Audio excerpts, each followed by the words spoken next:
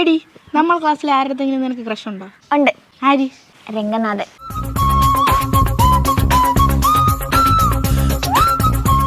അത് ആ മൂക്കിൽ വള ഇട്ടവനാ? എടാ അതിപ്പോഴത്തെ ട്രെൻഡാണ്. സലാറിലെ പൃഥ്വിരാജ് ഇട്ടിട്ടുണ്ടല്ലോ. അതിനു മുമ്പേ പശു ഇട്ടിട്ടുണ്ട്. ഒന്ന് പോടാ.